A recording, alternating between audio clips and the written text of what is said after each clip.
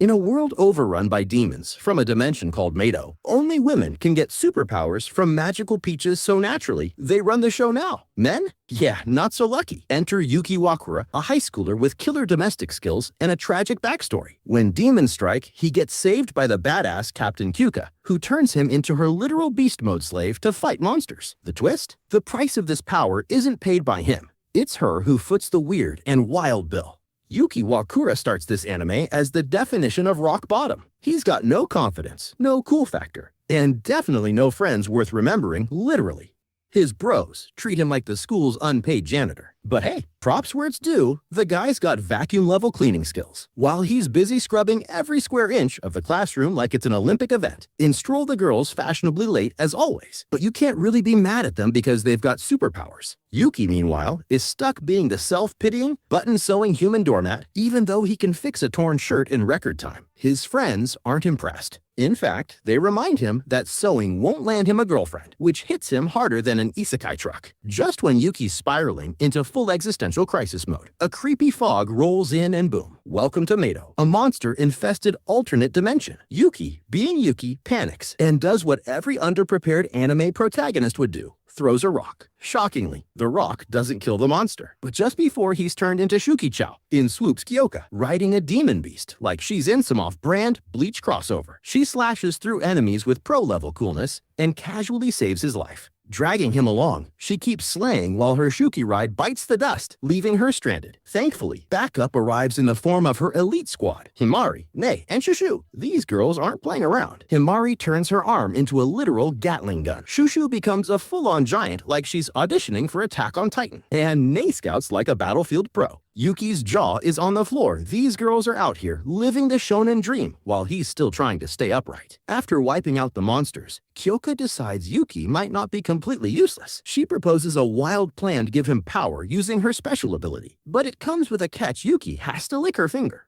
Yes, it's as awkward as it sounds. And somehow, it works. Suddenly, he's wrapped in glowing chains and transforms into a demon-powered beast that looks like a Pokemon and Bleach fusion gone rogue. With his new form, Yuki snaps. He flies, slashes, and rips through enemies like he's been waiting his whole life for this anime glow-up. The squad finishes off a massive demon, and Kyouka is hyped about her new overpowered pet. But here's the real kicker. Every time Yuki goes full beast mode, Kyouka has to reward him with a kiss. Yuki, being a total dweeb, barely survives the emotional damage. After his first kiss, he gets so flustered he accidentally punches Kyouka in the face. Smooth. Despite the chaos, Kyouka sees potential in her new monster boy. She reveals her dream of becoming the Supreme Commander and wiping out all Shuki for good. She convinces Yuki to join her, but not as a warrior because men can't even officially join the defense force. Nope, our boy's back to being a glorified janitor. The squad immediately dumps all the chores on him, treating him like magical cannon fodder with a mop. Nei throws him a bit of kindness, but the pecking order is crystal clear. Yuki's dead last. Still, as he mops floors and folds laundry, Yuki realizes his new life kind of rocks. Sure, he's technically still a servant, but now he gets to fight monsters, earn magical kisses, and maybe become something more than a human vacuum. Back at the dorm, Kyouka patches him up. The squad roasts him for nearly dying after just one fight, and Kyouka punishes Shushu for slacking by giving her all of Yuki's chores.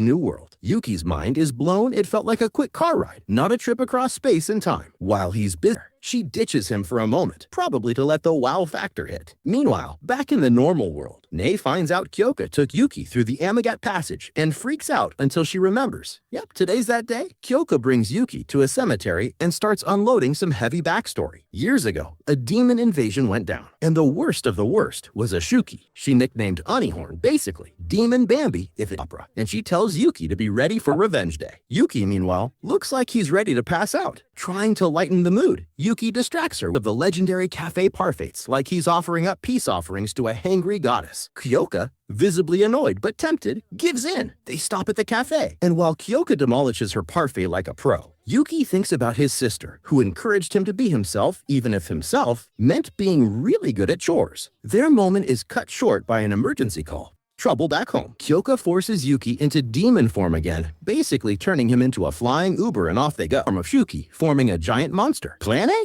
Let them merge, then nuke the big guy. Easy, right? Not quite. A blast from nowhere destroys a squad truck. And guess who shows up? An Ihorn Plus, a creepy girl with a big mouth and a bigger ego. Kyouka flips into berserk mode. But this mystery girl blocks her attacks like it's nothing. She starts babbling about finding her brother, who went from sweet kid to menace and seems to enjoy beating sense into him. Yuki starts wondering if she's human or some fancy shuki, but before he can process it, the fused demon interrupts. The girl casually obliterates it and feeds it to Anihorn like it's lunch. Kyouka realizes this girl might be the Shuki commander. She jumps in, rescues Yuki, and pulls the team out before they get roasted. Later, back at base, Kyouka reflects on how her thirst for revenge nearly got everyone killed. Meanwhile, Yuki's trying to make sense of everything, especially the fact that the girl looked just like his sister. Kyouka brushes it off, but something doesn't feel right. Elsewhere, the girl revealed as Aba Wakura is convinced Yuki is her brother. And just when things couldn't get messier, Yuki walks in on Himari in the bath, only for two new characters to arrive, ready to stir things up even more. Just when Yuki thought life couldn't get more chaotic, more weirdos stir the pot. Enter Isumo and Isuma, ready to complicate things. Everyone gathers to meet them, and Isumo's immediately obsessed with Kyouka, calling her a total boss for having a servant who brews killer coffee. Meanwhile, the Supreme Commander drops a doozy of a revelation a new humanoid Shuki is out there wrecking everything in sight. So yeah, no pressure. Isumo's here with big news finally. The Demon Defense Force squadrons are gonna work together. About time, considering these squads have been operating like unsupervised toddlers at a candy store. But before anything productive can happen, Alma, the queen of sass and family trauma, uses the moment to roast her little sister Himari for fainting in their last fight, calls her a disgrace, and basically tells her to give up on life. Shockingly, Alma follows that verbal smackdown with something smart. She admits the new Shuki threat is serious business. Even Kyouka, usually a brick wall of calm, agrees. She suggests settling things the old-fashioned way, an inter-squad exhibition match. One-on-one combat. Isumo's totally in. As the prep begins, Himari turns to Kyouka for help. She's done being the family flop and is ready to prove she's not completely useless. Kyouka warns her it'll be tough, but Himari's fired up. Naturally, she ropes poor Yuki into this whole thing because, of course, her success depends on the guy who just wanted a normal life. After feeding the girls dinner, because that's his main gig now, Yuki gets praised for his cooking skills. Himari even calls him a great servant. Himari decides it's time to unleash her secret weapon, her real ability. Turns out she can learn other people's powers by scanning them with her phone. It's like a bootleg version of a trading card game meets cosplay. She selects Kyouka's ability even though she barely understands it, assuming it just means leveling up her cleaning skills or something.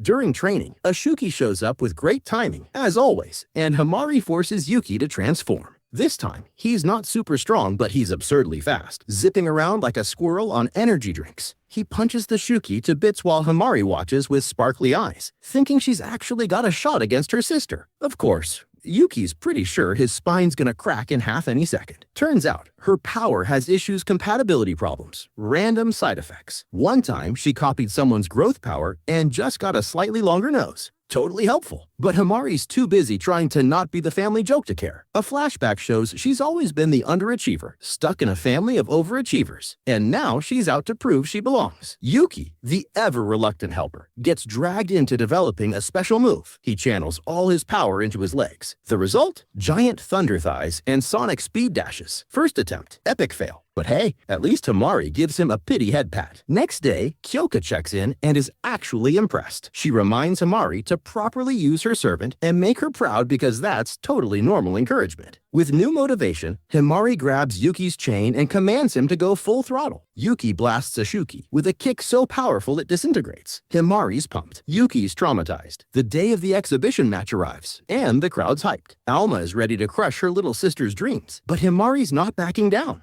Gina, the energetic fangirl referee, sets up a healing barrier so they can go wild without dying. The match kicks off, and Yuki now activates her card.